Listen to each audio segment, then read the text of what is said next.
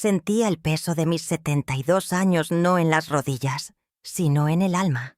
Ese vestido azul marino, elegante y sobrio, parecía una armadura que usaba para protegerme del mundo, un mundo que giraba cada vez más rápido y parecía haber olvidado a mujeres como yo. Estaba en la hacienda La Casona de los Sueños, a las afueras de San Miguel de Allende, un lugar mágico donde las bugambilias moradas se derramaban por las paredes de estuco como cascadas de color. El aire olía a tierra húmeda y a flores nocturnas, un perfume que debería haberme alegrado, pero que solo acentuaba mi soledad. Era la boda de mi nieto, Mateo, la luz de mis ojos. Verlo en el altar, con los ojos brillantes mientras miraba a Sofía, su novia, me llenó el corazón de un orgullo que casi me hizo llorar. Pero ahora, en la fiesta, me sentía como un valioso mueble antiguo, guardado en un rincón para ser admirado, pero no para ser usado.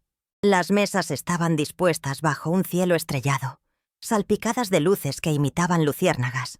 El sonido de las risas, el tintineo de las copas y la suave música de un trío de guitarras creaban una sinfonía de felicidad de la que no me sentía parte. Mi hija, Laura, la madre de Mateo, venía de vez en cuando a verme, con una mezcla de amor y preocupación en su rostro, como si fuera una muñeca de porcelana a punto de romperse. «Mami, ¿está todo bien? ¿Quieres que te traiga un poco de horchata?» Sonreí y dije que sí, que todo estaba perfecto, pero la verdad es que me sentía invisible. Los jóvenes bailaban, los adultos hablaban de negocios y viajes, y yo observaba. Ahora era mi papel, ser la matriarca observadora, la guardiana de los recuerdos. Mis dedos recorrieron el estampado floral del mantel de lino. El asiento a mi lado, que debería haber sido el de Carlos, mi difunto esposo, estaba vacío. Habían pasado 10 años desde que se fue, pero en momentos como este, su ausencia era una presencia física, una silla vacía que gritaba más fuerte que la música. Recordé cuánto le encantaban las bodas, cómo me sacaba a bailar incluso cuando me dolían los pies, su risa ronca resonando en mis recuerdos. Negué con la cabeza, intentando ahuyentar la melancolía. Hoy se trataba de Mateo y Sofía. Se trataba de su felicidad. Mi felicidad era un barco que ya había zarpado. Fue entonces cuando lo vi. Al otro lado del patio, sentado a una mesa con otros invitados mayores, había un hombre. No era alto ni imponente, pero tenía una quietud que llamaba la atención. Tenía el pelo canoso perfectamente peinado y vestía un traje gris que le sentaba impecablemente. Pero fueron sus ojos los que me llamaron la atención. Incluso de lejos, noté su amabilidad. No hablaba con nadie, solo observaba la fiesta, igual que yo, con una leve sonrisa en los labios. Una sonrisa que parecía albergar tantas historias como la mía. Nuestras miradas se cruzaron fugazmente. Sentí un extraño calor subirme por la nuca y aparté la mirada rápidamente, como una adolescente pillada con las manos en la masa. Mi corazón, un músculo perezoso acostumbrado al silencio, dio un vuelco inesperado. «¡Qué tontería, Ana!», me dije. «Solo es un invitado, un abuelo, como tú». Pero no pude evitar mirar atrás, disimuladamente. Ya no me miraba. Observaba a los recién casados, y su sonrisa se profundizó. Había algo en él, una serenidad, una aceptación. En ese momento no lo sabía, pero ese hombre, ese simple intercambio de miradas, fue la primera nota de una melodía que pensé que no volvería a escuchar en mi vida. La fiesta continuó, y me resigné a mi papel de espectadora. Vi a Mateo levantar a Sofía en el aire, los dos riendo como si fueran las únicas personas en el mundo. Vi a mi hija Laura bailar con su esposo, sus movimientos un poco rígidos, pero sus sonrisas genuinas. Bebí mi agua de Jamaica lentamente, saboreando el dulce sabor floral en mi lengua, una pequeña distracción de la avalancha de sentimientos que me invadía. Sentía una inmensa alegría por mi familia, pero debajo yacía una fina y persistente capa de nostalgia, un anhelo por un tiempo en el que yo también era el centro de una fiesta, la fuente de una sonrisa apasionada. La silla a mi lado permaneció vacía, un espacio físico que representaba todos los espacios vacíos dentro de mí. Estaba tan absorta en mis pensamientos que no noté la figura que se acercaba a mi mesa, moviéndose con calma, elegancia pausada. Solo levanté la vista cuando se detuvo junto a la silla vacía. Era él, el hombre de cabello plateado y ojos tiernos. De cerca, era aún más distinguido. Tenía finas arrugas alrededor de los ojos, huellas de innumerables sonrisas, y su rostro tenía la dignidad que solo el tiempo puede esculpir. Sostenía 2 pequeños platos de postre, cada uno con rebanadas de pastel de bodas. El aroma a vainilla y melocotón flotaba en el aire. Me miró fijamente, y esa sonrisa que había observado desde lejos ahora era solo para mí. «Disculpe, señora», dijo con una voz suave y barítona, como el terciopelo. Vi que estaba sola y pensé que quizás lo mejor de la fiesta aún no había llegado a su mesa. Señaló los platos del pastel. Sentí que me sonrojaba, una sensación que no había experimentado en décadas. «Oh, qué amable de tu parte. Muchas gracias». Colocó uno de los platos delante de mí y, en lugar de alejarse, dudó. Su mirada se posó en la silla vacía a mi lado. No preguntó si estaba ocupada. La respuesta era obvia.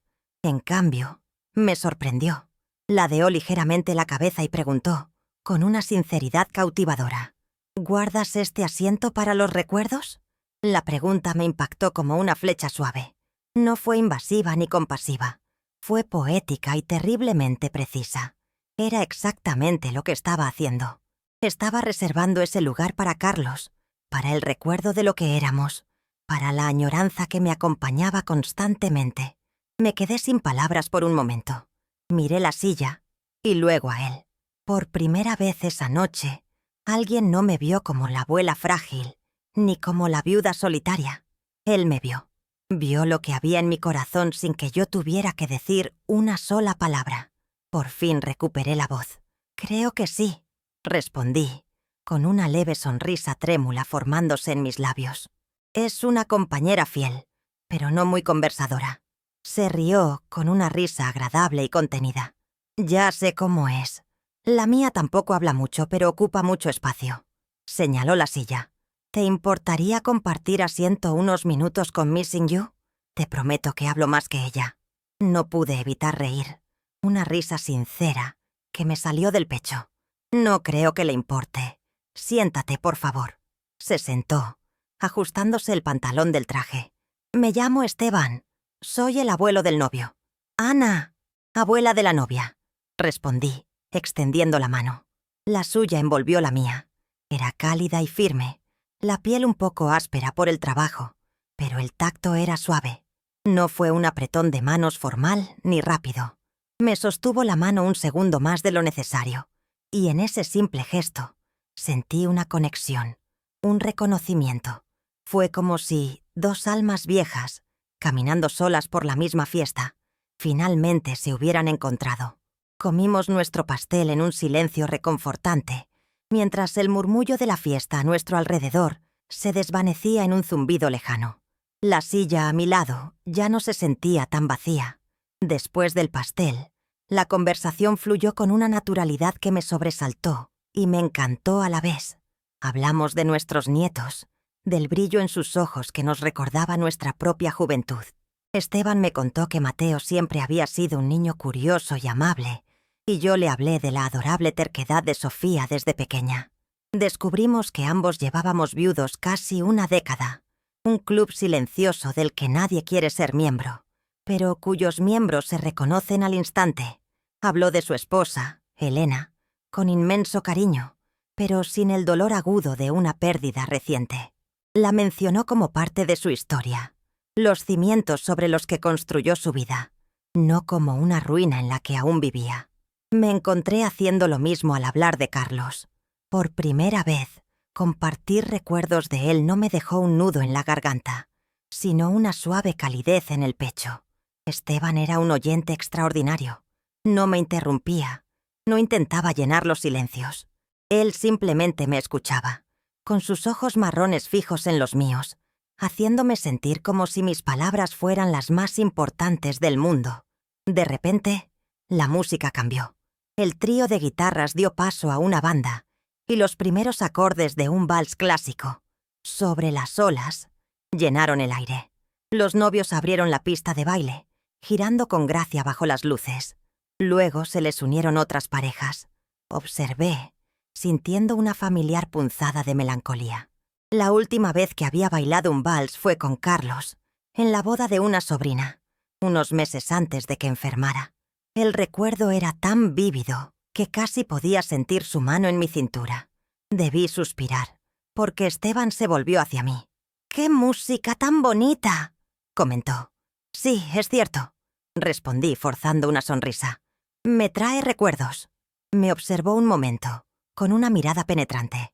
«Los recuerdos son como jardines», dijo con su tono tranquilo y filosófico. «Hay que visitarlos para que no mueran, pero no podemos vivir en ellos». Se levantó y me tendió la mano. Mi corazón se paró un instante y luego empezó a latir con fuerza, como un pájaro enjaulado. «Ana, ¿me harías el honor de este baile?». Mi primera reacción fue de pánico. «Ay, no, no podría. Ha pasado tanto tiempo. Mis pies ya no recuerdan los pasos». Las excusas salieron a borbotones de mi boca. Era el miedo hablando. Miedo a ser torpe. Miedo a hacer el ridículo. Miedo a sentir la ausencia de Carlos con más fuerza en los brazos de otro hombre. Esteban no apartó la mano. Su sonrisa permaneció tierna. «No te preocupes por tus pies. Tienen memoria propia. Deja que la música los guíe. Y si se olvidan», añadió con un brillo en los ojos, «te prometo que los míos lo recordarán por ellos». Había algo en su voz, una seguridad serena, que desarmó mis miedos. Miré su mano extendida, luego sus ojos. En ese momento tuve una opción. Podía quedarme sentada en mi silla, reservando mi lugar para la añoranza, o podía quedarme de pie y arriesgarme a crear un nuevo recuerdo. Respiré hondo. Era solo un baile. Puse mi mano temblorosa en la suya. Su piel era cálida contra la mía. Me guió a la pista de baile con delicada firmeza. Cuando puso su mano en mi cintura, un escalofrío me recorrió la espalda. Era una sensación extraña, olvidada. Me sentía rígida como una tabla. Pero entonces empezó a guiarnos, lentamente, al ritmo del vals. 1, 2, 3, 1, 2, 3. Mis pies, como él predijo, parecían recordar el camino. El vestido azul marino me envolvía. No me abrazó con fuerza, pero había una firmeza en su liderazgo que me hizo sentir segura. Me atreví a mirarlo a la cara. Me sonreía. «¿Ves?», susurró cerca de mi oído, y su voz me infundió otra oleada de calidez. «Naciste para bailar». En ese momento, bajo las luces de la fiesta, girando al son de un viejo vals, ya no era la abuela Ana, la viuda Ana. Era solo Ana. Y por primera vez en mucho, mucho tiempo, me sentí completamente viva. El vals terminó, pero no la magia. La banda se lanzó a un suave bolero, una canción de Agustín Lara que hablaba de amores imposibles y noches estrelladas. Esteban no me soltó enseguida. Nos quedamos un momento en medio de la pista, ambos respirando con dificultad, con el eco de la música aún vibrando entre nosotros. Otras parejas seguían bailando, pero yo sentía que éramos los únicos allí. Finalmente se inclinó y dijo: «Creo que nos merecemos un poco de aire fresco, ¿no crees?». Asentí, incapaz de formar una frase completa. Me alejó del bullicio de la fiesta, hacia uno de los jardines laterales de la hacienda. Encontramos un pequeño banco de hierro forjado bajo un jacarandá, cuyas flores moradas creaban un fragante dosel sobre nosotros. La luna llena, una moneda de plata en el cielo aterciopelado, iluminaba el jardín, haciendo brillar las piedras del sendero. Los sonidos de la fiesta eran ahora un murmullo lejano, la banda sonora de nuestro pequeño mundo. Nos sentamos y un silencio reconfortante se instaló entre nosotros. No era un silencio vacío, sino un silencio lleno de cosas no dichas, de sentimientos que empezaban a florecer. Fue Esteban quien lo rompió, con voz baja y pensativa. «Elena, mi esposa, odiaba bailar», dijo con una sonrisa melancólica. Decía que tenía 2 pies izquierdos y que yo la hacía parecer una jirafa desgarbada. Pero le encantaba la música. Podía pasar horas escuchando sus viejos discos. La confesión me tomó por sorpresa. Fue tan íntima, tan personal. Sentí que me estaba dando un trocito de su corazón.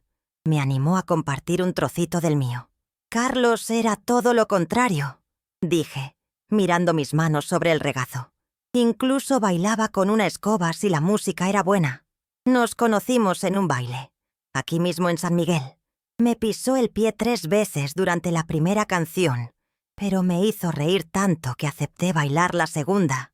Una sonrisa sincera se dibujó en mi rostro al recordar la escena. Y así, bajo la luna plateada, las historias empezaron a fluir. Me contó sobre su vida como arquitecto, sobre cómo le encantaba ver cómo un proyecto se hacía realidad y se convertía en un hogar para una familia. Habló de la alegría de enseñar a su nieto Mateo a construir pequeñas estructuras con bloques de madera, una pasión que, de alguna manera, el niño había heredado. Le hablé de mi pasión por la pintura, una afición que abandoné tras la muerte de Carlos, porque los colores me parecían demasiado brillantes para mi mundo gris. Le conté cómo le enseñé a Sofía a mezclar pinturas, sobre el desastre que armamos en la cocina, riéndonos mientras intentábamos pintar el atardecer. No hablamos del dolor de la pérdida, sino de la belleza de la vida que compartimos con quienes amamos. Descubrí que tenía un sentido del humor sutil e inteligente, y él descubrió que yo tenía una risa fácil. Hablamos de cosas sencillas, el mejor lugar para comprar pan dulce en la ciudad, el placer de un buen café de olla en una mañana fría, el miedo a que nuestros hijos y nietos se preocuparan demasiado por nosotros. Me dijo, nuestros hijos nos miran y ven la fragilidad de la edad. Olvidan que, en el fondo, seguimos siendo los mismos que trepaban a los árboles y soñaban con el futuro. Sus palabras resonaron profundamente en mí. Era exactamente como me sentía, atrapada en un cuerpo envejecido, pero con un alma que aún anhelaba color, música, conexión.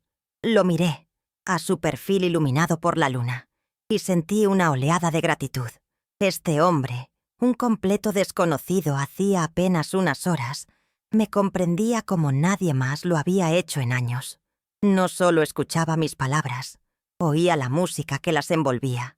La noche se estaba enfriando, pero yo no lo sentía. La calidez de nuestra conversación era un manto para mi alma. En ese jardín, lejos de todos, no solo compartía historias, me compartía a mí misma. Y, para mi sorpresa, lo disfrutaba. El tiempo que antes se había hecho eterno, de repente empezó a volar.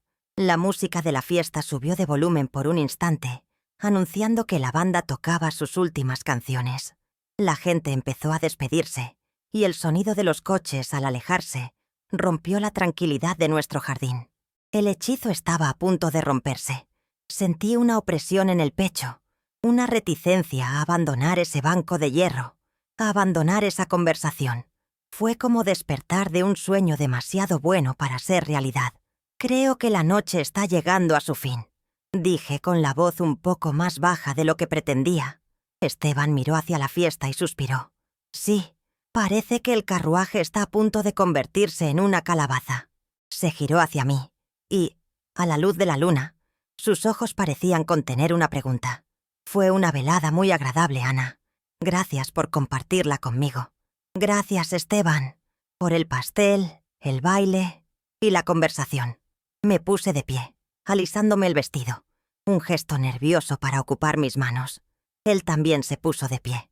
Nos quedamos de pie, uno frente al otro, en uno de esos silencios incómodos que marcan el final de un encuentro inesperado. ¿Qué pasa ahora? ¿Fue un adiós? ¿Ha sido un placer? ¿O fue algo más? Mi corazón latía nerviosamente contra mis costillas. La parte sensata de mí, la abuela de 72 años, dijo que este era el final. Un encuentro encantador, un recuerdo para atesorar. Pero otra parte, una parte que creía latente para siempre, deseaba que no fuera el final. Mi hija Laura apareció en la entrada del jardín con el chal sobre los hombros. «Mami, te estaba buscando. Nos vamos. Mateo y Sofía acaban de salir». Nos miró, primero a mí, luego a Esteban, con educada curiosidad en el rostro. «Esteban, ella es mi hija Laura. Laura, él es Esteban, el abuelo de Mateo». Intercambiaron saludos formales. «Fue un placer conocerte», dijo Laura, con una sonrisa que no le llegó a los ojos. Conocía esa mirada. Era la mirada protectora de una hija que observa a su madre viuda hablando con un desconocido. Sentí una punzada de irritación, pero la reprimí. «El placer fue mío», respondió Esteban, siempre cortés. Laura se giró hacia mí. «Vamos, mami, debes estar agotada». Ya me estaba tratando como a una niña a la que había que acostar. «Sí, hija, ya voy». Esteban nos acompañó hasta la salida de la hacienda, donde esperaba el coche de Laura. El frío de la noche me golpeó, devolviéndome a la realidad. La despedida era inevitable. «Bueno, buenas noches, Ana. Buenas noches, Laura». Me miró, y por un segundo pensé que ya estaba, que simplemente se daría la vuelta y se iría. Pero entonces hizo algo que me sorprendió. Sacó un bolígrafo del bolsillo interior de su chaqueta y, cogiendo una de las tarjetas de agradecimiento de la fiesta de la mesa de la entrada, le dio la vuelta y escribió algo en el reverso. Me tendió la tarjetita. «Por si alguna vez quieres hablar de jardinería, pintura o de encontrar el mejor pan dulce de la ciudad», dijo con una leve sonrisa. «Aquí tienes mi número». Me tembló un poco la mano al tomar la tarjeta. El papel era grueso y liso. Sentía la presión de su bolígrafo sobre los números que había escrito. «Gracias», fue todo lo que pude decir, con la voz apenas por encima de un susurro. Laura observó el intercambio con una expresión ilegible. «Buenas noches», dijo Esteban por última vez, y luego se dio la vuelta y caminó hacia el estacionamiento, su silueta desapareciendo en la oscuridad. De camino a casa, Laura no dijo nada de él, pero sentí sus preguntas no formuladas flotando pesadamente en el aire. Sostenía la pequeña tarjeta en la mano, escondida en la palma, como un tesoro secreto. El calor de sus dedos parecía aún impreso en el papel. En casa, después de quitarme el vestido azul y el maquillaje, me miré al espejo. Parecía la misma Ana de siempre, pero algo en mi interior había cambiado. Se había activado un pequeño interruptor. Dejé la tarjeta en la mesita de noche y la miré fijamente un buen rato antes de apagar la luz. Esa noche, la añoranza no se sentó al borde de mi cama. En su lugar había una nueva compañera, mucho más fuerte, la esperanza. Los días posteriores a la boda fueron una extraña mezcla de rutina y anticipación. Me despertaba, preparaba mi café, cuidaba mis helechos en el porche y leía el periódico, como siempre. Pero bajo esta apariencia de normalidad, corría una corriente descontrolada de ansiedad y emoción. La tarjeta con el número de Esteban estaba en el cajón de mi mesita de noche, y me encontraba abriéndola varias veces al día, solo para ver la letra firme y elegante. Cada vez que sonaba el teléfono, mi corazón daba un vuelco, solo para calmarme decepcionado cuando era una llamada de telemarketing o mi amiga Consuelo que quería hablar sobre la última telenovela. Me sentí como una adolescente tonta. ¿Qué esperaba? ¿A que me llamara? Y si lo hacía, ¿qué le diría?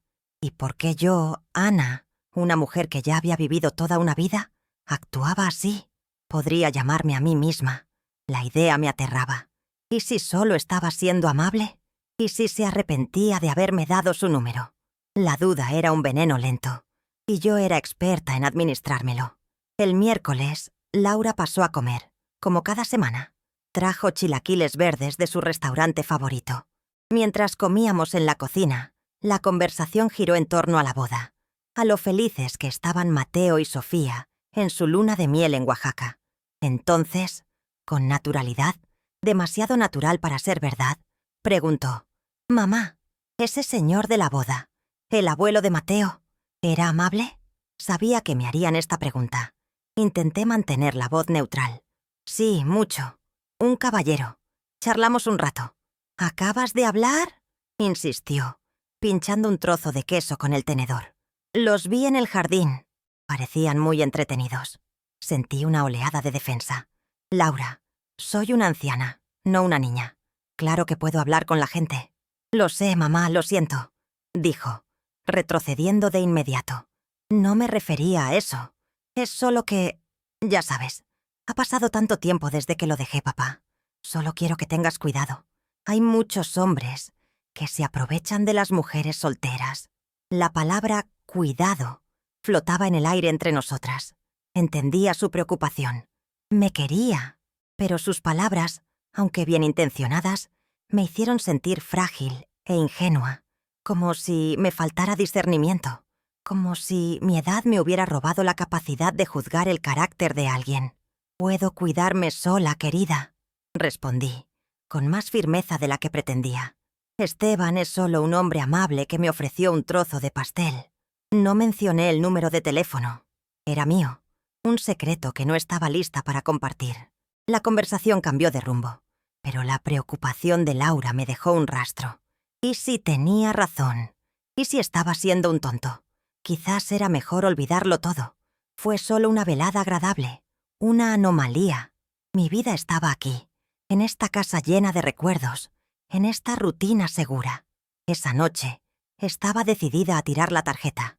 Abrí el cajón, saqué el papelito y miré los números una vez más. Y entonces sonó el teléfono. El sonido estridente rompió el silencio de la casa, haciéndome saltar. Mi corazón se aceleró. Miré el teléfono en la pared de la cocina como si fuera un animal salvaje. ¿Sería él? ¿O el destino me estaba jugando una mala pasada? Lo dejé sonar 2, 3 veces. La mano que sostenía la tarjeta sudaba. Finalmente respiré hondo y contesté, intentando que mi voz sonara tranquila. «¿Hola?» Hubo una breve pausa al otro lado. Y entonces, la voz, ese barítono suave y aterciopelado. «Ana, soy Esteban, el abuelo de Mateo». Un silencio se instaló en mi pecho, tan profundo que pensé que ya no podía respirar. Él llamó. Realmente llamó. «Esteban», logré decir con la voz un poco temblorosa. «¡Qué sorpresa! Espero que sea una buena sorpresa», dijo, y pude percibir la sonrisa en su voz. «He estado pensando en nuestra conversación sobre el pan dulce, y me di cuenta de que es un tema demasiado serio para hablarlo por teléfono. Pensé que tal vez podríamos continuar la investigación en persona, tomando un café. ¿Qué te parece?» Cerré los ojos, con la tarjeta aún en la mano. La voz de la prudencia, la voz de Laura, me susurraba en un oído, pero la voz de la esperanza, que se parecía sospechosamente a la de Esteban, gritaba en el otro. Y por primera vez en mucho tiempo, decidí escuchar la esperanza. «Creo», respondí con una sonrisa dibujándose en mi rostro, «que es una idea excelente». Quedamos en vernos el sábado por la mañana en el jardín principal, el corazón palpitante de San Miguel de Allende. Pasé todo el viernes con un nerviosismo que no sentía desde que tenía 20 años. Abrí mi armario una docena de veces, mirando mis vestidos y blusas con ojo crítico. Todo parecía apagado, los colores de una mujer que había renunciado a hacerse notar. Terminé eligiendo una falda plisada color ocre y una blusa blanca de lino, sencilla pero elegante. Me puse un collar de ámbar que Carlos me había traído de un viaje a Chiapas. Era un pedazo de mi pasado, pero ese día sentí que me daba fuerza para mi presente. Llegué al jardín unos minutos antes. El lugar estaba vibrante. Vendedores de globos de colores, el sonido de mariachis ensayando en un rincón, el aroma a maíz asado en el aire. La imponente parroquia de San Miguel Arcángel, con sus torres neogóticas rosas, parecía una novia velando por la ciudad. Encontré una banca vacía y me senté, observando el bullicio, con las manos sudando un poco dentro del bolso. ¿Y si no lo reconocía? ¿Y si la conversación no fluía como en la fiesta? Entonces lo vi caminando hacia mí. Llevaba pantalones caqui y una camisa azul claro, arremangada hasta los codos. Parecía más relajado, más joven que en la boda. Me vio y me dedicó una sonrisa que disipó todas mis inquietudes. «Ana, eres aún más hermosa a la luz del día», dijo, como si fuera lo más natural del mundo. Sentí que me subía el calor a la cara, pero en lugar de vergüenza, sentí alegría. «Y no te ves tan formal sin el traje gris», respondí, siguiéndole el juego.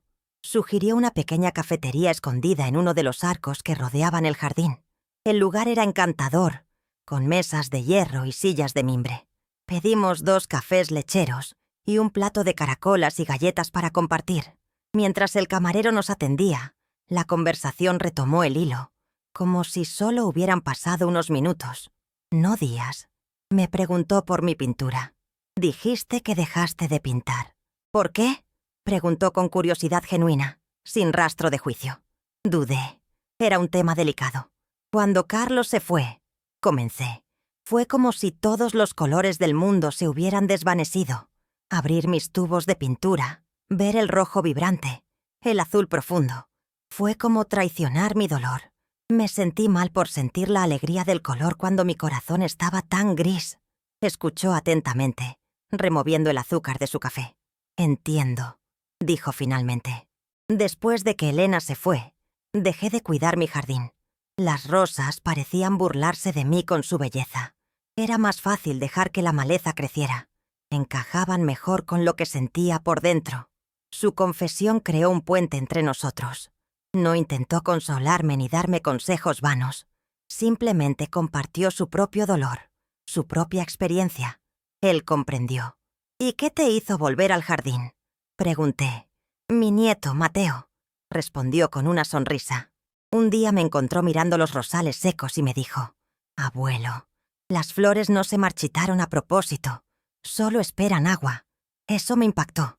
Me di cuenta de que estaba castigando la vida, castigando la belleza, por mi pérdida. Al día siguiente, empecé a podar, regar, cuidar, y poco a poco, el jardín volvió a crecer. Y creo que, en cierto modo, yo también lo recuperé. Sus palabras fueron el agua que mi jardín reseco necesitaba. Me decía sin decirlo que estaba bien dejar que los colores volvieran. Esa alegría no era una traición a la memoria, sino una celebración de la vida que continúa. Después del café, paseamos por el jardín. Me mostró detalles de la arquitectura de la parroquia que yo, habiendo vivido aquí toda mi vida, jamás había notado. Le enseñé el árbol donde jugaban mis hijos. Hablamos de libros, películas y los desafíos de lidiar con la tecnología que nuestros nietos dominaban con tanta facilidad. Reí más esa mañana que en años. Con Esteban no tuve que fingir. Podía ser yo misma, la mujer que amaba el color ocre, que extrañaba a su esposo, pero que aún tenía un corazón capaz de enamorarse de la belleza de una mañana de sábado y de la compañía de un hombre amable de ojos marrones. Al despedirnos, no dudé ni un segundo. «Me encantó nuestra mañana, Ana», dijo. «Yo también, Esteban. Me gustaría repetirlo. ¿Quizás la semana que viene?» «Me encantaría», respondí sin la menor duda. Mientras caminaba a casa, las calles de San Miguel parecían más coloridas. El rosa de la parroquia era más intenso, el azul del cielo, más profundo. Era como si por fin alguien me hubiera devuelto mis tubos de pintura.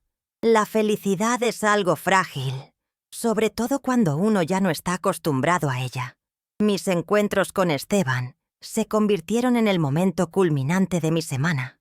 Un café el sábado, un paseo por la galería de arte el martes, una visita al mercado de artesanías el jueves. Eran encuentros sencillos, sin grandes gestos románticos, pero llenos de una creciente complicidad. Hablamos durante horas, de todo y de nada. Descubrí que tenía una colección de cactus, que su comida favorita era el mole poblano y que le aterraban las películas de terror. Él descubrió que me sabía de memoria la letra de todas las canciones de José Alfredo Jiménez, que tenía una receta secreta de galletas de tapioca y que lloraba con los anuncios de margarina. Estábamos construyendo algo, ladrillo a ladrillo, una amistad con el potencial de ser algo más. Y eso me asustaba y me emocionaba a partes iguales. Aún no le había contado a Laura todos los detalles. Ella sabía que estaba saliendo con una amiga, pero le resté importancia a la frecuencia e intensidad de nuestros encuentros. Sabía instintivamente que no lo aprobaría. Y la confirmación llegó un domingo por la tarde. Estaba en mi pequeño estudio en la parte trasera de la casa, una habitación que no había usado en años. Inspirada por mis conversaciones con Esteban, había comprado lienzos y pinturas nuevas. Intentaba pintar un ramo de girasoles, y por primera vez en una década, los colores fluían alegremente del pincel. Laura llegó sin avisar, como siempre. Se detuvo en la puerta del estudio, sorprendida. «Mami, ¿estás pintando? ¡Qué maravilla!» «Sí», respondí sonriendo. «Me apetecía». Entró, miró la pantalla y luego a mí. «Te ves diferente, más feliz. Me siento feliz, hija mía. Se sentó en un taburete, con el rostro serio. Es por ese hombre, ¿verdad? Esteban. No era una pregunta, era una afirmación. Dejé de pintar y dejé el pincel a un lado. Es buena compañía, Laura. Suspiró, un suspiro cargado de preocupación. Mamá, necesito ser sincera contigo. Mi hermano y yo hemos hablado de esto. Estamos preocupados. ¿Preocupado? ¿Por qué? ¿Por mi felicidad? La ironía en mi voz era palpable. No seas así. Nos preocupas. Eres vulnerable. Papá te dejó en una situación económica cómoda. ¿Cómo sabes que las intenciones de este hombre son buenas? Los hombres mayores, solos, pueden ser encantadores, pero a menudo buscan a alguien que los cuide, o peor aún, que se aproveche de ellos. Cada palabra que decía era una pequeña puñalada en mi corazón. No era cruel. En su mente, me protegía. Pero lo que oí fue: eres viejo, eres ingenuo, no eres capaz de tomar tus propias decisiones. La alegría que sentía al pintar empezó a disiparse, reemplazada por una nube de duda y tristeza. Ni siquiera lo conoces, Laura, dije en voz baja. Ya sé lo suficiente. Sé que llevas 10 años sola y de repente te comportas como una adolescente, pintando, saliendo todo el tiempo. No eres tú, mami. Quizás esta sea la yo que estaba dormida, repliqué con creciente frustración. Quizás estoy cansada de ser solo la viuda de Carlos, tu madre, la abuela de Mateo. Quizás quiero ser Ana por un tiempo. Y queremos que seas feliz, dijo con voz suave, intentando tranquilizarme. Pero tómatelo con calma. Por favor, por nosotros. No te apresures. No te confíes tan rápido. Solo ten cuidado. Me besó en la frente y se fue, dejando sus palabras resonando en el estudio. Miré mi cuadro. Los girasoles, que antes parecían tan llenos de vida, ahora parecían marchitos. La duda que Laura había sembrado empezó a germinar. ¿Y si tenía razón? ¿Y si yo estaba siendo ingenuo? El amor de mis hijos, que siempre había sido mi refugio, ahora se sentía como una jaula de oro, construida con las mejores intenciones, pero que me impedía volar. Esa tarde la sombra de la duda era mucho mayor que la luz del sol que entraba por la ventana, y no sabía si tendría fuerzas para volver a pintar. La conversación con Laura me dejó conmocionada. Pasé los días siguientes en un estado de introspección, analizando cada gesto y cada palabra de Esteban, buscando indicios de segundas intenciones. Pero solo encontré amabilidad, respeto y un interés genuino en mí. Aún así, la duda que sembró mi hija era persistente. Me sentía dividida. Una parte de mí quería creer en la alegría que sentía con Esteban, pero la otra, la madre y abuela responsable, sentía el peso de la preocupación de mis hijos. Esa noche no pude dormir. Me levanté y fui a la sala, que seguía igual que cuando Carlos vivía. Me senté en su sillón de cuero favorito, la tela desgastada y suave al tacto. El tenue aroma a lavanda aún parecía persistir en la tela. Era mi refugio cuando la añoranza me abrumaba. Cerré los ojos y, en lugar de luchar contra los recuerdos, los invité a entrar. Recordé una tarde de hace muchos años. Nuestros hijos ya eran adultos y vivían en sus propias casas. Era un domingo lluvioso, y estábamos solos. Carlos leía el periódico en el sillón, y yo estaba en el sofá, intentando tejer un suéter que se estaba deformando muchísimo. La casa estaba en silencio, salvo por el sonido de la lluvia en la ventana y el pasar las páginas del periódico. De repente, Carlos bajó el periódico y me miró con una intensidad que me hizo dejar de tejer. «¿En qué estás pensando, mi amor?», pregunté. Sonrió, esa sonrisa que le hacía arrugar las comisuras de los ojos. «Pensaba que si alguna vez llego antes que tú, no quiero que esta casa se convierta en un mausoleo. No quiero que dejes de vivir». La conversación me tomó por sorpresa. «Carlos, no digas eso. Envejeceremos juntos, quejándonos hasta los 100. Se rió, pero luego volvió a ponerse serio. «Hablo en serio, Ana. Tienes tanta vida dentro. Tu risa, tu pasión por el color, tu capacidad de ver la belleza en las pequeñas cosas. No quiero que eso muera conmigo. Prométeme que seguirás bailando, aunque sea en la cocina mientras preparas café. Prométeme que seguirás pintando, aunque sea solo para ti. Y prométeme, hizo una pausa, suavizando la voz, que si un día la vida te presenta una nueva oportunidad de ser feliz, de tener una pareja, no la rechazarás por mi culpa. El amor que nos teníamos era demasiado grande para convertirse en una cadena. En ese momento, lloré y le pedí que dejara de hablar de ello. Era un futuro que ni siquiera podía imaginar. Pero ahora, sentada en su sillón, sus palabras volvieron a mí con una claridad abrumadora.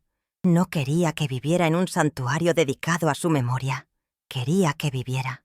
Me levanté y caminé hacia la estantería donde guardábamos nuestros álbumes de fotos. Abrí uno al azar. Había una foto nuestra de la boda de Laura. Bailábamos, reíamos, con las miradas fijas. No estaba traicionando ese recuerdo bailando con Esteban. Estaba honrando la vida que Carlos tanto amaba. No estaba reemplazando el amor que teníamos. Estaba permitiendo que mi corazón, que él ayudó a construir, volviera a amar. En ese momento, en la quietud de la madrugada, sentí como si me hubieran dado permiso. No Carlos, pues ya me lo había dado hacía mucho tiempo, sino yo misma. Me di permiso para ser feliz. Me di permiso para vivir el presente, sin sentirme culpable por el pasado. La preocupación de Laura provenía del amor, pero era un amor basado en el miedo. El amor de Carlos, y el amor que yo empezaba a sentir por mí misma, se basaba en la libertad. Tomé una hoja de papel y un bolígrafo. No para escribirles una carta a mis hijos, sino a mí misma. Escribí sobre mis miedos, mis esperanzas, la alegría que sentí con Esteban. Escribí sobre la promesa de Carlos. No era una carta de venganza ni de desafío, sino un manifiesto de renacimiento. Mientras el sol empezaba a salir, tiñendo el cielo de tonos rosados y naranjas, sentí paz. Sabía lo que tenía que hacer. Ya no me escondería. Elegiría el color. Elegiría la danza. Elegiría la vida. La confrontación, o mejor dicho, la conversación que sabía que necesitaba tener, ocurrió el domingo siguiente. Invité a Laura y a mi hijo Javier a almorzar en mi casa. Preparé su plato favorito, enchiladas suizas, como un gesto de paz, una forma de demostrar que, a pesar de todo, éramos una familia y que el amor era la base de todo. Llegaron juntos, con una expresión de cariño y preocupación en sus rostros. Era evidente que habían ensayado lo que dirían. Comimos en un ambiente algo tenso. Charlamos de trivialidades. El trabajo de Javier, sus nietos, el tiempo. Pero el problema principal se cernía sobre la mesa como un nubarrón. Finalmente, después de retirar los platos y servir el café, fue Javier quien empezó. «Mamá», dijo con voz suave pero firme, «Laura me contó sobre tu nueva amistad. Y, como ella, yo también estoy un poco preocupado». Laura asintió apoyando a su hermano. «Mami, solo queremos lo mejor para ti. Después de todo lo que has pasado con papá, no queremos que te lastimes». Respiré hondo. El corazón me latía con fuerza, pero tenía la mente despejada. La noche de reflexión en el sillón de Carlos me había dado la fuerza que necesitaba. No alcé la voz. No lloré. Simplemente los miré a ambos, a los hijos que había criado, a las personas que más amaba en el mundo, y hablé con la calma que solo la certeza puede brindar. Hijos míos, sé que me aman, y yo los amo más de lo que las palabras pueden expresar. Y es por este amor que necesito que me escuchen, no como su madre, la anciana frágil que necesita protección, sino como Ana, una mujer. Hice una pausa para dejar que mis palabras calaran en sus oídos. Me miraron, sorprendidos por mi tono. Durante 10 años, continué, viví con un dolor respetuoso y amoroso. Honré la memoria de tu padre todos los días de mi vida, y seguiré honrándolo. Pero tu padre me amó por la vida que tuve, por la alegría que sentí, y esa alegría se desvaneció. Me convertí en un guardián de recuerdos, una figura decorativa en un barco que no iba a ninguna parte. Me resigné a esto. Pensé que era mi destino. Bajé la mirada a mis manos sobre la mesa. Entonces ocurrió algo inesperado. Conocí a un buen hombre. Un hombre que me hace reír. Un hombre que me escucha. Un hombre que, como yo, conoce el dolor de la pérdida, pero que prefiere mirar al sol en lugar de a las sombras. Esteban no intenta reemplazar a tu padre. Nadie podría hacerlo jamás. Simplemente me recuerda una parte de mí que había olvidado que existía. Laura abrió la boca para hablar, pero levanté la mano con suavidad. Déjame terminar, por favor. Entiendo tu preocupación, pero se basa en una premisa errónea. Temes que me engañen, que sea frágil. Pero la verdad es que nunca me he sentido tan fuerte, porque esta felicidad, esta pequeña llama que empieza a crecer dentro de mí, es mi elección. No me dejo llevar por una pasión ciega. A mis 72 años, elijo conscientemente abrir una nueva puerta. No te pido permiso. En ese momento la voz de Laura tembló. Pero, mamá, hija mía, dije, extendiendo la mano y tocándole la suya por encima de la mesa. La mayor prueba de amor que puedes darme ahora mismo no es protegerme del mundo, es confiar en mí, confiar en que la mujer que te crío, que ha superado tantas tormentas, tiene la sabiduría y la fuerza para navegar por sus propias aguas. No estoy abandonando a mi familia, simplemente estoy ampliando mi mundo, y me encantaría que fueras parte de él.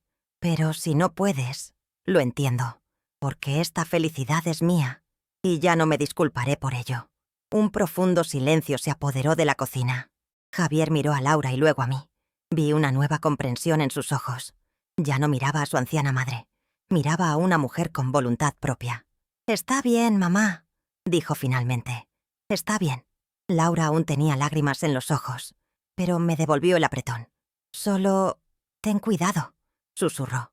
«Siempre lo hago», respondí con una sonrisa. «Pero ya no tendré miedo». Ese día no les gané la batalla a mis hijos. Los invité a ver a la mujer que se escondía tras su madre. Y al hacerlo, recuperé mi derecho a escribir el siguiente capítulo de mi propia historia. Después de mi conversación con mis hijos, sentí que me habían quitado un peso de encima. No es que lo aceptaran todo de inmediato, sino que se había sembrado una semilla de comprensión. Había trazado un límite, no de desafío, sino de autonomía. Y esta nueva fortaleza se reflejó en mi tiempo con Esteban. Estaba más relajada, más abierta, más yo misma. Unas semanas después, durante uno de nuestros cafés de la tarde, Esteban me sorprendió. «Ana», dijo con los ojos brillantes de emoción, «¿qué te parece si nos vamos de la ciudad un rato? Un viajecito, solo un fin de semana». Me dio un vuelco el corazón. Un viaje. La idea era emocionante y aterradora a la vez. Hacía más de una década que no viajaba sin mi familia. ¿Viajar? ¿A dónde?, pregunté, intentando mantener la calma. Estaba pensando en Guanajuato. Los colores, los callejones, la música. Creo que a ti, como pintor, te encantaría. Podemos caminar despacio, escuchar a los estudiantes cantar en los tranvías, comer en lugares sencillos, sin planes, sin obligaciones, simplemente respirar un aire diferente. Su propuesta era tan sencilla y, a la vez, tan tentadora. Era un paso adelante en nuestra relación, una prueba para ver cómo seríamos juntos, fuera de nuestra burbuja de seguridad en San Miguel.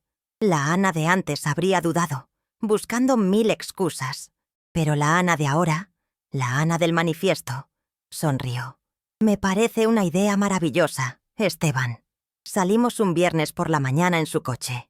El viaje en sí fue una delicia. Escuchamos música antigua en la radio, cantando las canciones de Pedro Infante.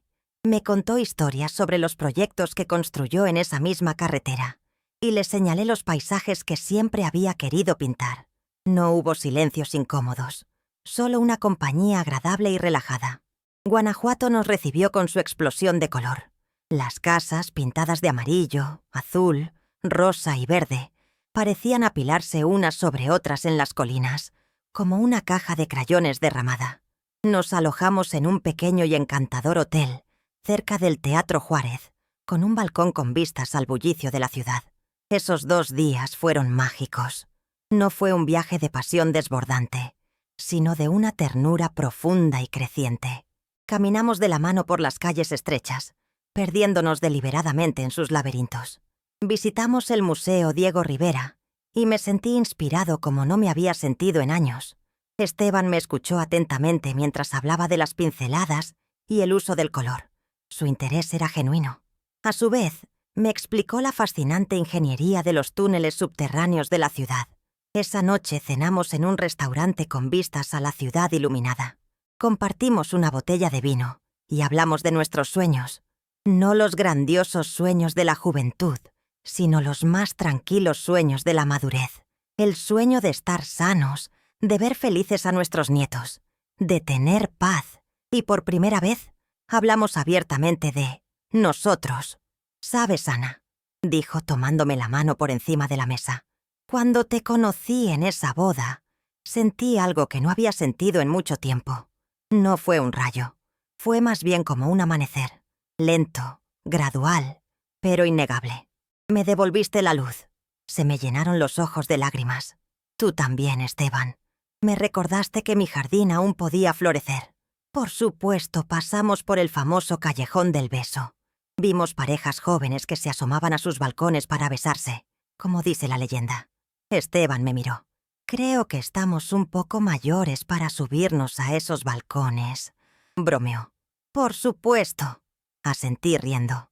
Entonces se detuvo en medio del estrecho callejón. Se giró hacia mí y con toda la ternura del mundo, me tomó la cara entre las manos y me besó. No fue un beso de película, pero fue real.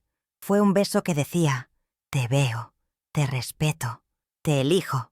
Fue un beso que selló la promesa de un nuevo comienzo. Cuando regresamos a San Miguel el domingo por la noche, estaba cansado, pero con el corazón lleno. Ese viaje no se trataba de escapar de nuestra realidad, se trataba de construir una nueva, una realidad donde dos jardines, antes secos y solitarios, ahora se regaban juntos, bajo el mismo sol. Pasaron 6 meses. El calor del verano dio paso al fresco aire otoñal en San Miguel.